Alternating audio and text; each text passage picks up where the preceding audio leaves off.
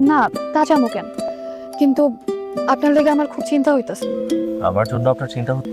হইতাছে, কারণ আপনার পিছে যে লাগছে সে মোটেও ভালো মানুষ, সে তার নিজের স্বার্থের লেগা মানুষও মাইরা ফেলতে পারে।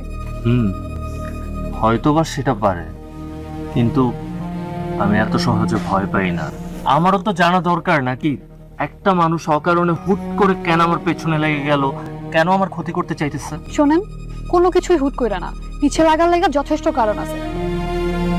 কারণ আছে? কি কারণ বলো শুনি।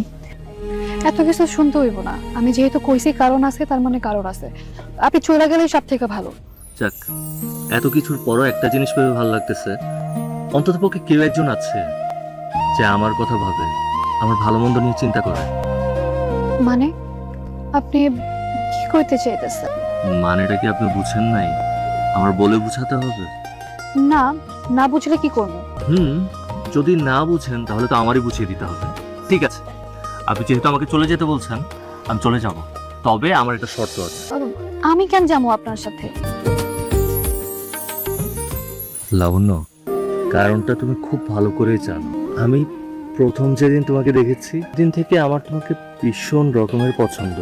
যেটা হচ্ছে সেটা হতে দাও না। এই খবরদার, খবরদার। আমি তো ভাবছিলাম তাই। জানের পরোয়া না করে মানে কি বলতেছেন আপনি এগুলা? আর একটা কথা কইলে একদম বলতে পারলাম।